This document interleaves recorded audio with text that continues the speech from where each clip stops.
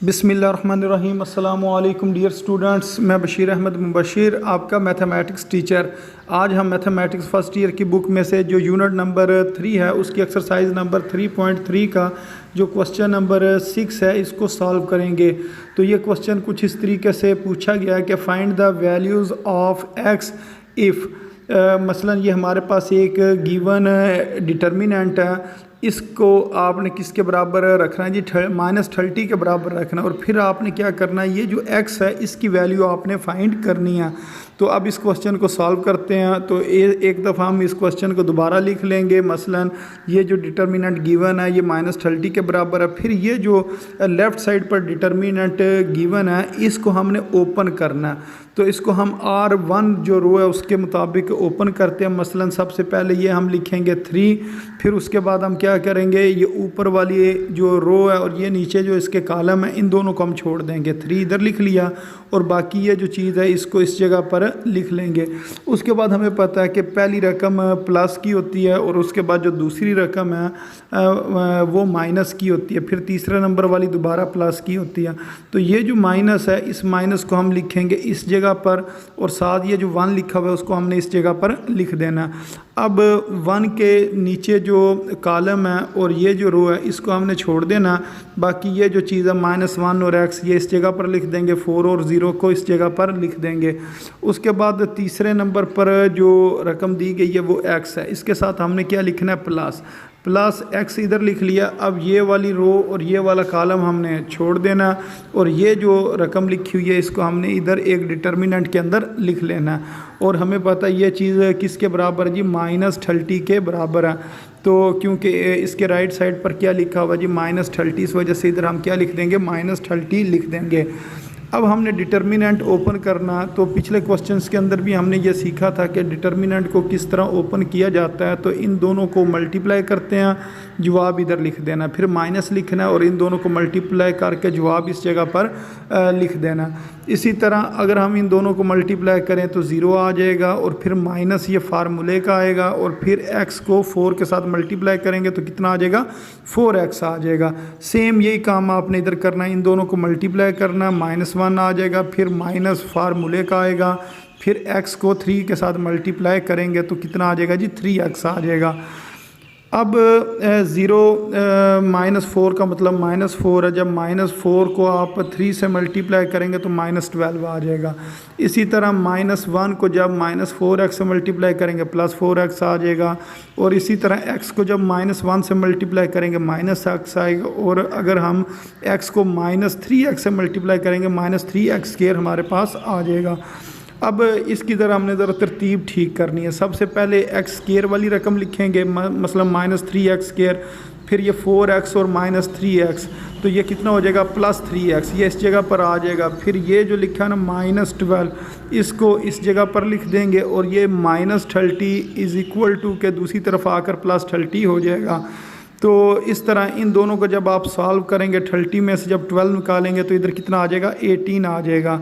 अब हमें ये पता है ये अगर हम इस पूरी इक्वेशन को अगर हम चाहें तो -3 से डिवाइड कर सकते हैं। जब -3 से इसको हमने डिवाइड करना तो हमारे पास ये आ जाएगा x² -x और -6 जो है ना हमारे पास आ जाएगा। अब इसके हमने फैक्टर बनाने हैं। तो ये हमें पता है कि फ़ैक्टर बनाने का जो तरीका है ये आपने छोटी क्लासों में सीखा हुआ है। 9th क्लास में आपने सीखा होगा कि फ़ैक्टर किस तरह बनाए जाते हैं। तो फर्स्ट टर्म और लास्ट टर्म को क्या करते हैं जी, मल्टीप्लाई करते हैं। इन दोनों को मल्टीप्लाई करते हैं, ये आ जाता है -6x²। अब यहाँ से सिर्फ हमने ना 6 लेना होता है। मसलन ये जो 6 लिखा है ना इसको लेकर यहाँ आप 2 एरो लगा लें। अब आपने देखना 6 किस किस टेबल पर जाता है। तो हमें पता है 1 के टेबल पर 6 आता है, फिर 2 के टेबल के ऊपर क्या आता है जी, 6 आता है, फिर 3 के टेबल पर भी आता है, लेकिन 3 2s या 2 3s एक ही मतलब है। अच्छा, अब आपने एक और काम करना है, ये जो लिखी होती है ना चीज़ दरमियान में, इसके दरमियान में क्या लिखा हुआ है, -x, तो ये आपने इस जगह पर लिखना -x। तो -x का मतलब है -1x। तो इसको अगर मैं ज़रा सही तरह करके लिख दूँ, इसका मतलब है जी -1x। अब आपने ना 1 बनाना। अगर तो इनको अगर हम देखें, इससे यहाँ तो बनेगा 5, यहाँ बनेगा 7, यानी कि अगर हम इसको माइनस करेंगे तो 5 बनेगा, अगर ऐड करेंगे तो 7 बनेगा। तो 1 तो नहीं बन रहा, तो या 1 या -1 तो बन नहीं सकता, इसका मतलब ये वाली हमने नहीं लेनी है। लेकिन ये जो है ना 2 और 3, इससे 5 भी बन सकता है और 1 भी बन सकता है, इसका मतलब ये ठीक है, ये वाला हमने ना इसका फैक्टर लेना है। अब ये जो साइन होता है ना, ये क्या लिखा हुआ है माइनस, इसको आपने बड़ी रकम के साथ लगाना है। बड़ी रकम क्या, 3 के साथ आप माइनस लगा दें। अच्छा, अब दूसरा ये सोच के लगाना है, इस जगह पर साइन ऐसा आपने लगाना है कि जिससे ये -1 बने। अगर तो माइनस लिख दिया तो ये -5 बन जाएगा, और अगर इस जगह पर हमने लिखा ना प्लस, तो ये बनेगा -1, क्योंकि -3 और +2 करें तो इसका जवाब कितना आता है जी, -1 आता है। इसका मतलब ये फैक्टर ठीक है। इसके साथ भी आपने x लिख देना और इसके साथ भी आपने x लिख देना। तो इसका मतलब ये है कि जो -x है उसकी जगह पर हम लिख सकते हैं +2x और -3x, इसको हम लिख सकते हैं। अब आपकी मर्ज़ी है, बेशक थे -3x को पहले लिखें या बाद में लिख लें।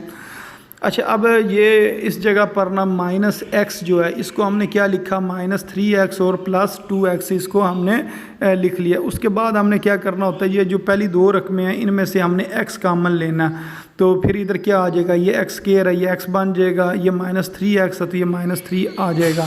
फिर उसके बाद इससे जो नेक्स्ट जो 2 रकमें हैं इनमें से भी हमने 2 को कॉमन ले लेना। अगर इधर से हम 2 कॉमन लें तो इधर क्या आ जाएगा, इधर x आ जाएगा, और ये जो 6 है ये किस में कन्वर्ट हो जाएगा, 3 में। 3 में क्यों कन्वर्ट होगा, क्योंकि अगर हम इस 2 को x से मल्टीप्लाई करें तो 2x बनता है, अगर इस 2 को 3 से मल्टीप्लाई करें तो 6 बनता है ना।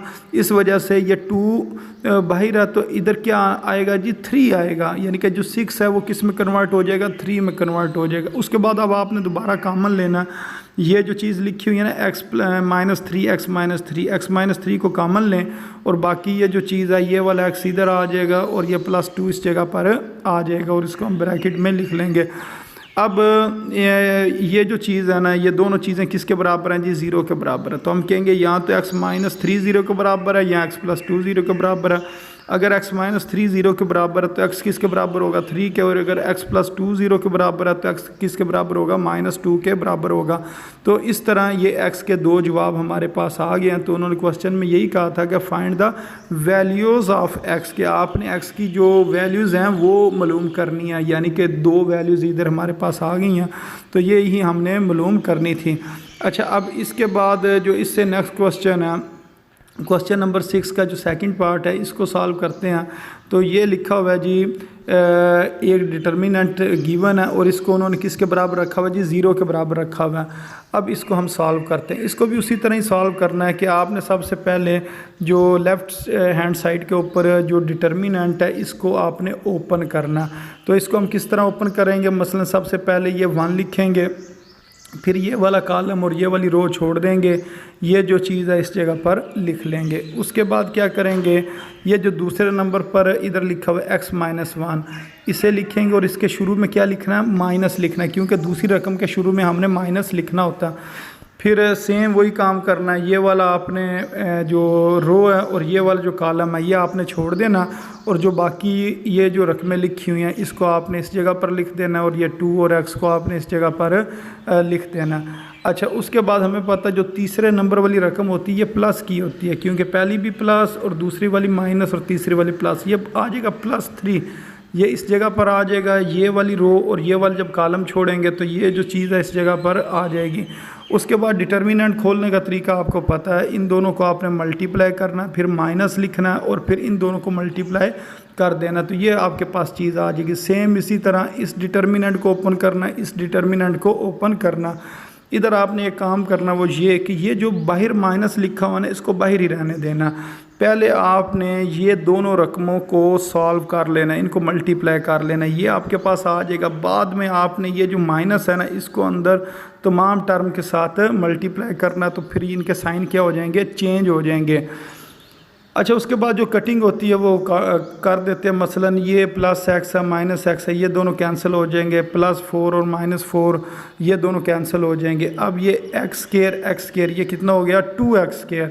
फिर इसी तरह ये जो लिखा हुआ है ना -6 6x और ये लिखा हुआ है प्लस 4x, तो 6 में से 4 निकालें तो 2 आ जाएगा और 7x है तो इधर x लिख लेंगे। अब इन दोनों रकमों में से हम क्या कर सकते हैं, 2x को कॉमन ले सकते हैं। अगर इधर से हम 2x कॉमन ले लें तो पीछे क्या बचेगा, इधर से x आ जाएगा और 2x बाहर आ गया। तो जब सारी चीज़ बाहर आ जाए तो पीछे 1 बचता है और दरमियान में माइनस है, इस वजह से इधर माइनस आ जाएगा।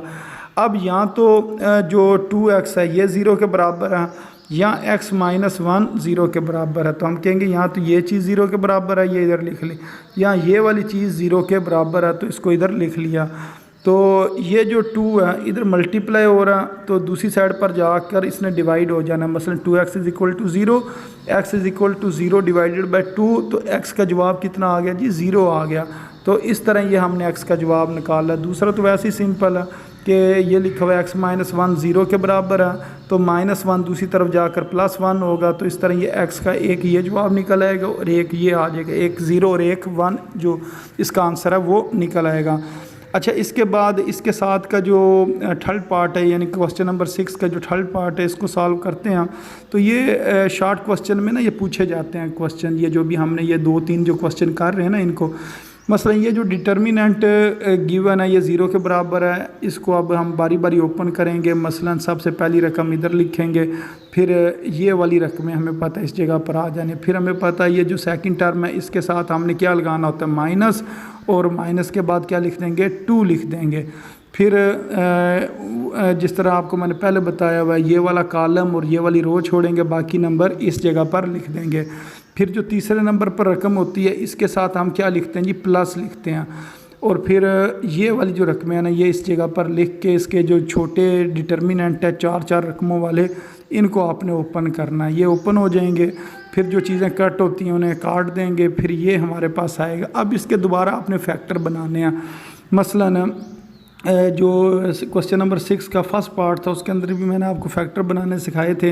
एक दफ़ा इधर मैं दोबारा आपको बना के दिखाता हूँ। मसलन ये जो 2 रकमें हैं, लास्ट वाली, शुरू वाली और लास्ट वाली, इन दोनों को मल्टीप्लाई करना होता है तो जवाब कितना आ जाएगा, 12x²। अब इधर से हमने सिर्फ 12 लेना।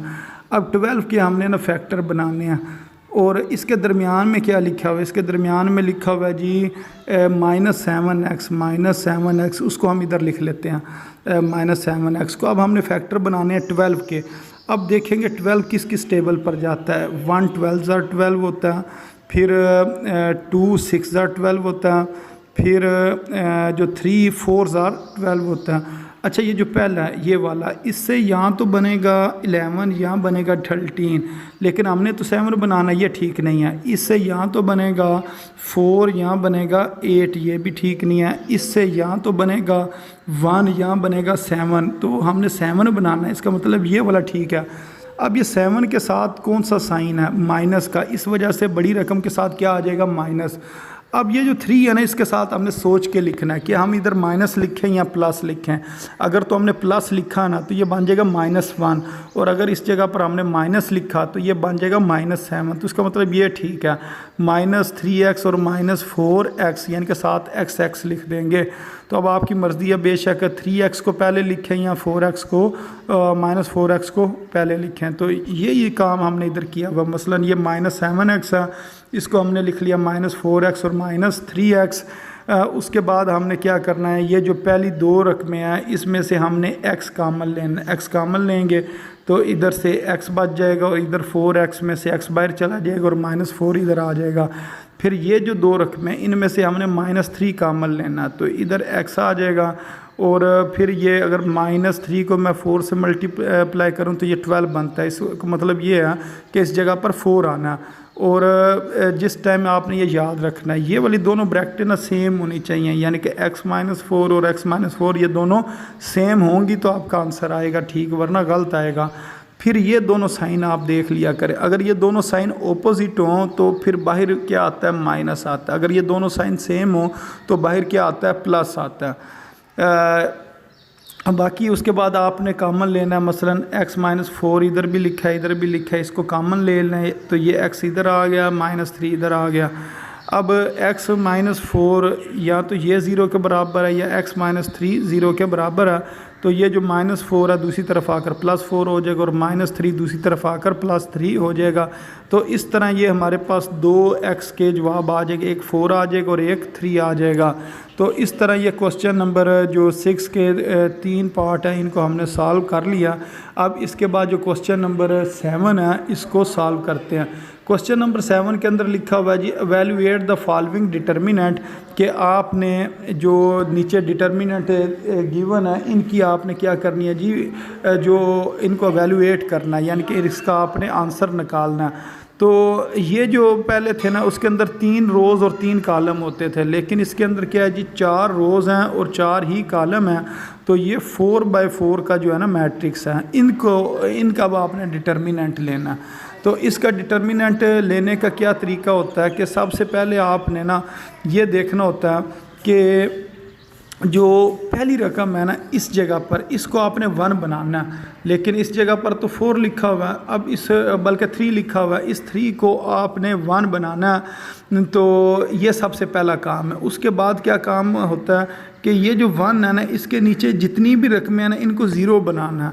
तो ये देखें ये 1 के नीचे जितनी रकमें ये क्या बन जाती हैं, 0 बन जाती हैं। यानी कि पहला काम क्या करना है, ये जो डिटर्मिनेंट होगा इसके इस जगह पर 1 बनाना है और उससे अगला काम क्या होगा, इसके नीचे जितनी भी यानी कि जो 3 रोज़ हैं उनको आपने पहला जो एलिमेंट है ना वो 0 करना।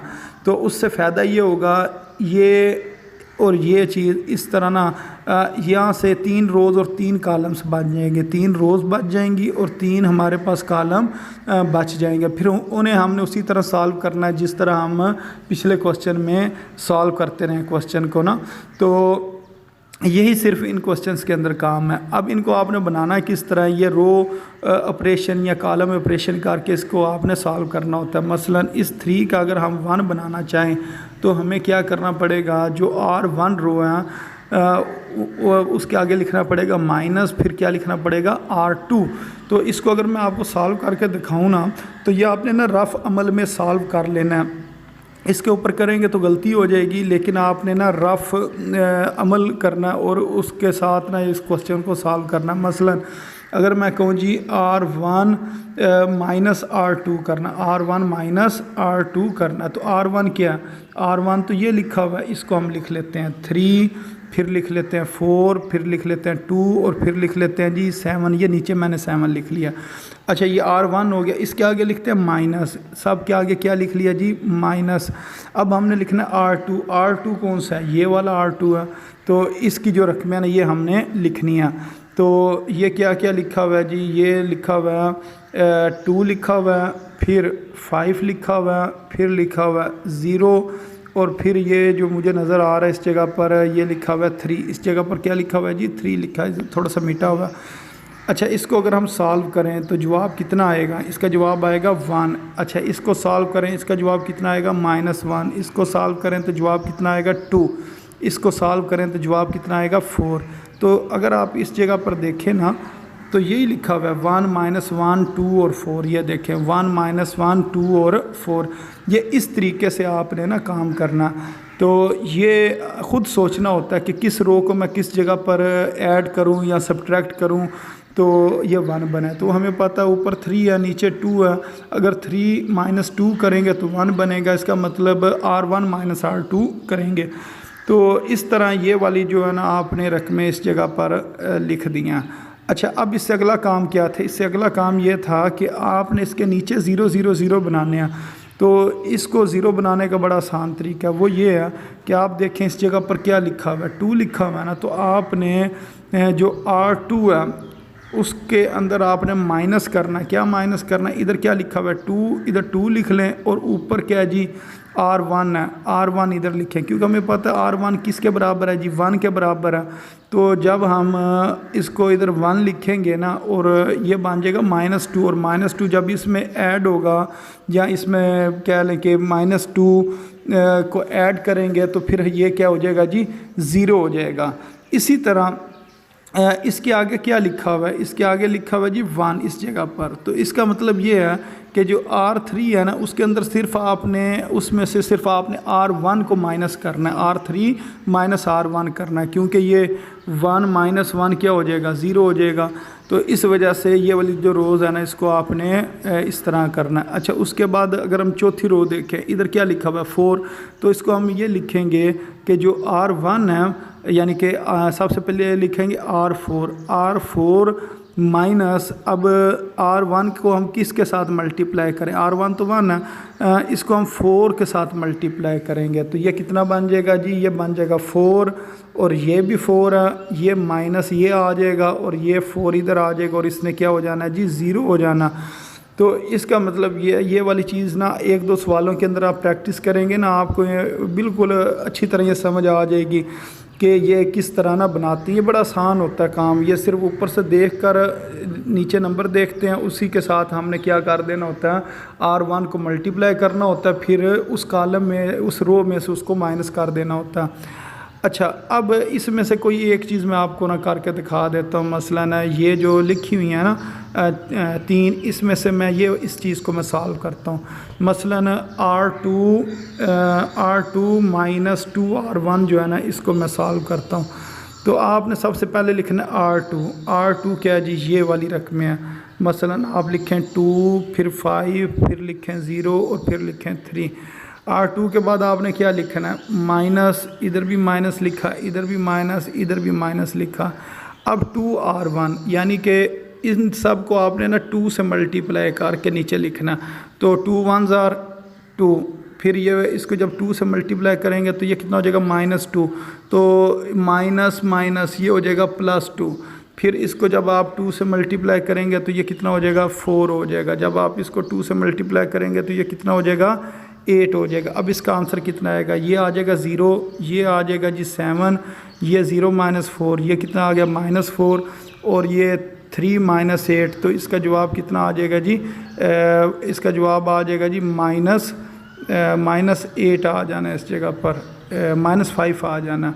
तो इस तरह ये अगर आप देखें ना, ये वाली सारी रकम इस तरह ही लिखी हुई है, 0, 7, -4 और -5। तो ये इस तरह ये बनती है रकम। इसको आपने इस जगह पर इस तरीके से लिख लेना। यही काम आपने इससे जो नेक्स्ट ये जो लिखा हुआ है ना R3 - R1 इसके अंदर करना, R4 - 4R1, ये आप करोगे तो ये आएगा काम। और ये सारा आपने ना साइड पर रफ अमल में कर लेना और इधर आपने जवाब लिखते जाना।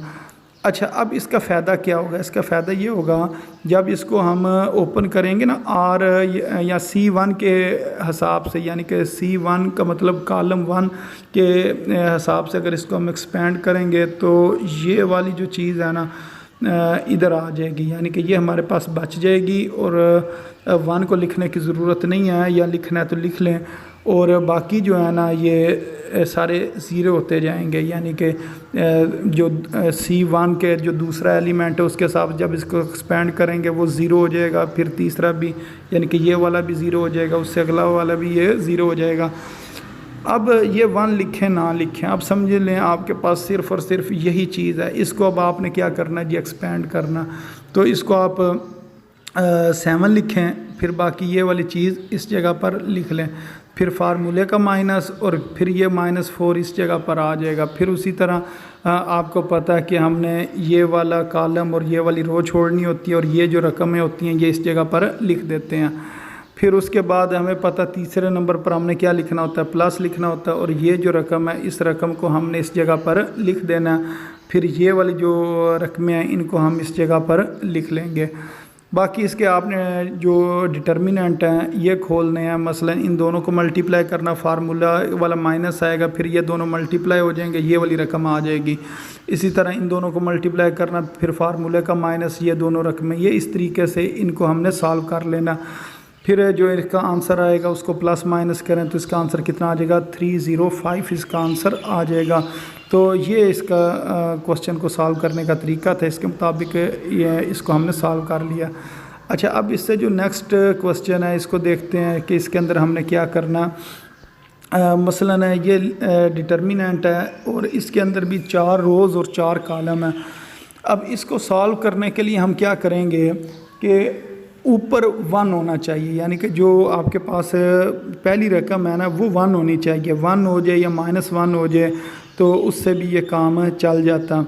अब ये देखें, ये जो सबसे पहली रकम है ये प्लस की होती है, फिर ये माइनस की होती है, ये फिर प्लस की रकम होती है और ये क्या होती है जी, माइनस की होगी। तो इसको अगर हम एक्सपेंड करें किसके लिहाज से, C4 के लिहाज से। C4 से मुराद ये है, ये C1 है, ये C2 है, ये C3 है और ये क्या है C4।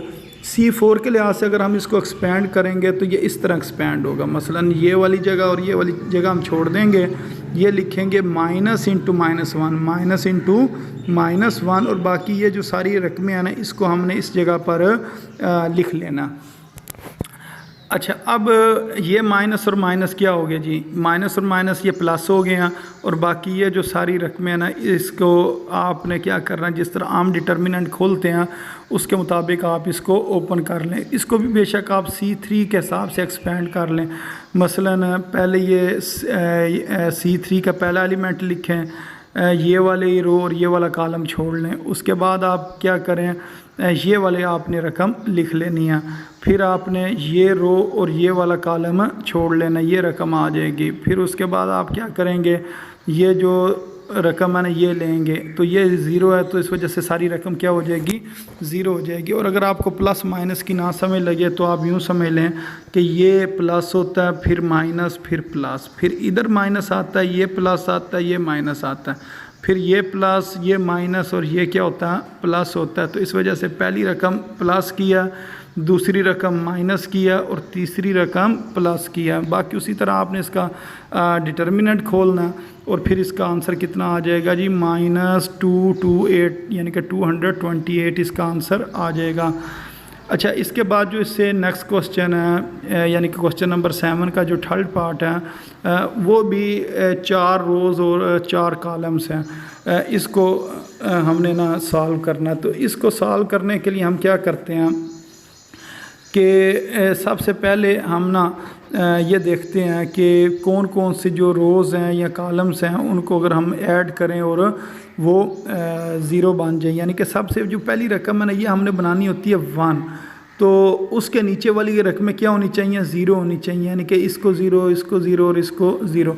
तो ये अगर हम ना C3 के लिहाज से, यानी कि C3 जो कॉलम है ना उसके ऊपर 1 कर लें और बाकी नीचे वाली रकमें ज़ीरो कर लें ना, ये क्वेश्चन बड़े आसानी से हल हो जाएगा। यूँ भी कर सकते थे और इसको हम ना C4 के लिहाज से भी कर सकते थे, लेकिन C4 में ये होना था कि हमें 3 बार ये जो काम है ना इधर करना पड़ना था। तो इधर भी हमें कितनी बार करना पड़ा, 3 बार करना पड़ा, लेकिन वो सिर्फ ना 1 1 1 लिखा हुआ है। इधर एक बार 2 लिखा है, एक बार 1 है, एक बार -1 है, दोनों ही आसान है, जिस तरह आप मर्ज़ी कर लें, ठीक है। तो ज़्यादा आसान ये C3 के लिहाज से है। अच्छा, अब आपने यानी कि पहली रकम तो 1 है, अब निचली रकम को ज़ीरो करना है, यानी कि R2 वाली रकम जो है ना ज़ीरो करनी है। तो वो सिर्फ इन दोनों को ऐड ही करना पड़ेगा क्योंकि इनके साइन अपोजिट हैं। तो हम कहेंगे R2 + R1 करना, ये याद रखना। जो पहले नंबर पर चीज़ें लिखी होती हैं ना इसमें चेंजिंग होनी होती है, यानी कि R2 चेंज हो जाएगी, R3 चेंज हो जाएगी, R4 चेंज हो जाएगा। तो इसका मतलब ये है कि इन दोनों को आपने क्या करना है जी, ऐड करना। तो ये क्या हो जाएगा, ज़ीरो हो जाएगा। लेकिन ये याद रखना है बाकी चीज़ें भी आपने ऐड करनी है। मसलन 0 के अंदर -3 को ऐड करेंगे कितना आ जाएगा, -3। 9 और 3 को ऐड करेंगे कितना आ जाएगा, 12 आ जाएगा। 1 और 2 को ऐड करेंगे कितना आ जाएगा, 3 आ जाएगा। पूरी की पूरी रो को आपने ऐड करना होता है। ये ना हो कि सिर्फ आप एक कॉलम ही ऐड करते हैं, बाकी चीज़ों को भी आपने ऐड करना। अच्छा, सेम यही काम अब आपने क्या करना है, R3 में करना है। R3 में आपने R1 को ऐड कर देना। जब R3 में आप R1 को ऐड करेंगे तो ये वाली जो जगह ना ये तो ज़ीरो हो जाएगी जिस तरह इधर है। बाकी इनको आप ऐड कर लें। मसलन 9 -3 और 9 कितना हो जाएगा जी, 6 हो जाएगा। 9 और 7 कितना हो जाएगा जी, 16 हो जाएगा। 1 और 1 कितना हो जाएगा, 2 हो जाएगा। इसी तरह अब इधर भी 1 लिखा हुआ है और इधर भी 1 लिखा हुआ है। अब इनको ऐड नहीं करेंगे, इन्हें सब्ट्रैक्ट करेंगे। तो जब आप इनको सब्ट्रैक्ट करेंगे तो इधर 0 आ जाएगा और इधर क्या आना है जी, इस तरह आएगा -2 माइनस और ये क्या लिखा हुआ है, -3। तो ये आ जाएगा -2 + 3, तो इसका जवाब कितना आ गया 1। तो इस जगह पर अगर आप देखें तो इधर 1 ही लिखा हुआ है। इसी तरह आपने ना इसको सब्ट्रैक्ट करके इधर वैल्यूज़ जो है ना वो लिख लेनी। अब आपने इसको C3 के लिहाज से एक्सपेंड करना। जब आप C3 के लिहाज से इसको एक्सपेंड करेंगे तो ये रकम किसकी आएगी, प्लस की आएगी, और ये वाली किसकी आनी है, माइनस की, और ये किसकी आनी है, प्लस की, और फिर ये वाली कौन सी आनी है, माइनस की आनी है।